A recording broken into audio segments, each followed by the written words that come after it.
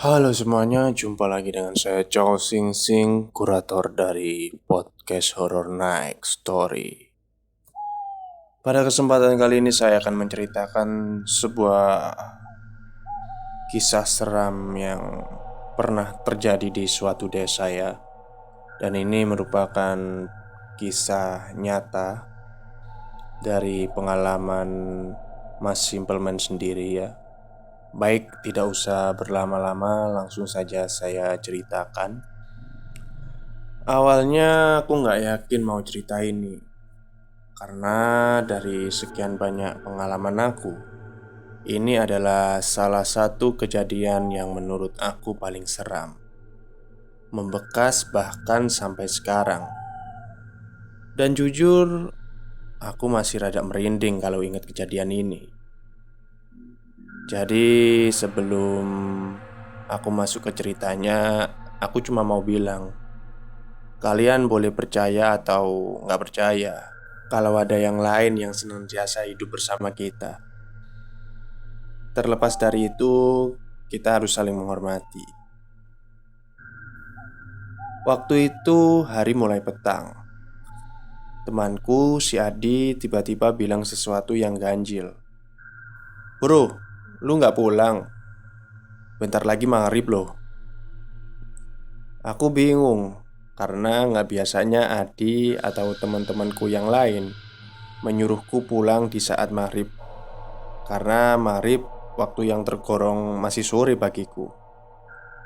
Dan aku perhatikan teman-teman yang lain pun setuju. Aku memang kalau main biasanya ke desa tetangga, sebuah desa yang terletak di sebelah timur desaku berada. Waktu itu aku masih SMK dan jalanan belum diaspal sama sekali. Jadi kalau naik sepeda mesti ngerasain geranjalnya batu kerikil. Desaku dan desa tetangga satu kecamatan, hanya terpisah oleh sungai kecil dan sebuah pemakaman. Ya, pemakaman. Pemakaman ini khusus untuk desaku dan desa tetangga. Jadi bisa dibilang ini adalah pemakaman satu-satunya dan untuk bersama. Karena teman-temanku juga bergegas mau pulang, akhirnya aku ngalah. Aku pun pulang meski sebenarnya aku masih mau main dan bercengkrama. Karena aku jarang sekali bertemu mereka di sela kesibukanku sekolah. Di sepanjang jalan yang dipenuhi rumah warga, aku baru sadar semua rumah tertutup. Menurutku ini aneh. Nggak biasanya jam sore seperti ini semua rumah warga sudah ditutup. Bahkan beberapa rumah juga sudah mematikan lampu terasnya. Pos kampling yang berada di ujung desa, yang biasanya ramai oleh bapak-bapak ngerumpi, kosong melompong. Aku tetap mengayuh sepeda dan masih memperhatikan rumah-rumah warga. Penerangan di jalan gak terlalu bagus. Hanya dari lampu-lampu para warga. Dan tanpa kusadari, aku sudah mau keluar dari desa dan masuk jembatan yang di bawahnya dialiri sungai. Dan disinilah akhirnya aku bertemu dengan seseorang. Dari jauh memang aku lihat siluet seseorang berdiri mau menyeberang ke jembatan. Tapi dia cuma diam. Aku pikir mungkin lagi nungguin aku, karena memang jembatannya sempit dan gak bisa dipakai untuk dua jalur. Semakin aku dekat, perasaanku tiba-tiba gak enak. Seolah-olah ada angin dingin yang menerpaku. Begitu sudah dekat dengan jembatan, aku dapat lihat dengan jelas siapa yang berdiri di sana. Ah, rupanya Mbak Sum. Semua orang tahu siapa Mbak Sum.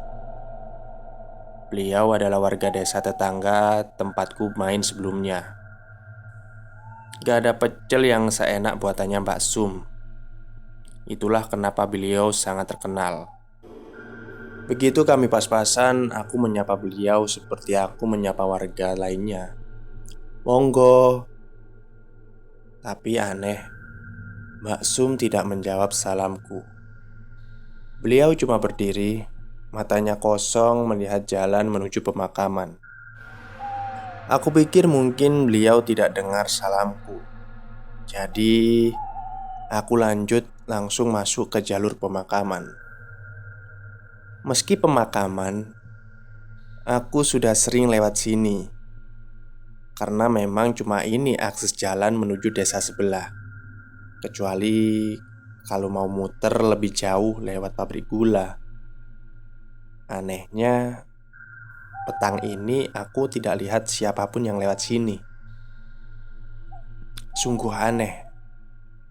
Seharusnya banyak orang lewat di sini selain aku, karena akses di sini adalah akses yang paling dekat. Aku berusaha nggak mikir macem-macem. Jadi aku masuk ke area pemakaman. Dan aku juga nggak lupa buat ucapkan salam, karena aku percaya ada kehidupan setelah kematian. Gemerincing rantai sepedaku terdengar. Perasaanku jadi nggak enak. Kalau begini biasanya sepedaku mau los atau lepas rantainya. Aku cuma batin, jangan di sini, jangan di sini losnya. Nanti aja di rumah warga. Dasar apes. Rantai sepedaku los beneran. Aku mengumpat keras-keras. Dancuk. Tapi begitu sadar aku ngumpat di pemakaman, nyaliku langsung ciut. Aku buru-buru benerin rantai sepedaku. Aku lihat depan belakang masih belum ada orang lewat. Kalau saja itu bukan sepeda satu-satunya, pasti sudah aku tinggal. Di sela aku benerin sepeda, aku dengar ada suara burung. Aku lihat sekeliling. Suaranya semakin lama semakin terdengar jelas.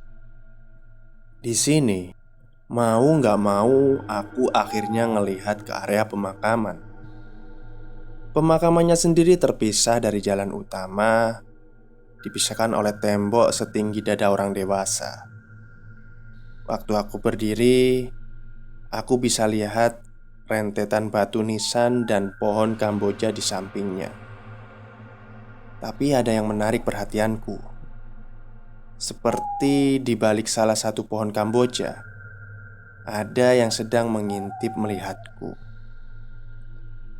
Aku menyipitkan mata berusaha memperhatikan sebelum seseorang menggertak bahuku.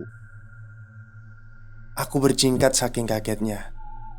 Tapi begitu aku tahu siapa yang menggertakku, aku jadi lega. Lah pokoknya kene maghrib-maghrib gini. "Ngapain kamu di sini maghrib-maghrib seperti ini?" katanya. Beliau adalah Pak Iman, juru penjaga makam ini, yang rumahnya tepat di gerbang masuk makam desaku berada. "Rantai saya los, Pak." Beliau memperhatikan sekeliling. Mimik wajahnya panik. Ya wis, ayo tak ewangi." Ya udah, sini tak bantuin." Beliau membantu membenarkan rantaiku. Sementara aku melihat di mana aku tertuju tadi. Gak ada apa-apa, karena yang aku lihat cuma pohon kamboja tanpa ada siapapun di baliknya. Begitu rantainya sudah terpasang, Pak Iman segera bilang dengan nada tergopoh-gopoh, "Wis dang mulih, ojo lali merseni awak. Wis ojo metu-metu yo. Sudah, kamu cepat pulang. Jangan lupa bersihkan badanmu dan jangan keluar lagi ya." Aku cepat-cepat mengayuh sepedaku buat pulang. Sementara Pak Iman pergi lagi dengan senter tuanya. Itu adalah pengalaman paling mengerikan yang pertama kali aku rasakan saat lewat pemakaman desa. Dan itu masih awalnya saja. Karena begitu aku tahu apa yang terjadi, aku nggak tahu lagi harus ngomong apa. Sebelumnya, kalau kalian tanya di mana tempat kejadiannya, mohon maaf. Aku nggak bisa kasih tahu karena apa yang mau aku ceritain ini menyangkut privasi penting sebuah keluarga dan tentu saja keamanan tempat kami tinggal.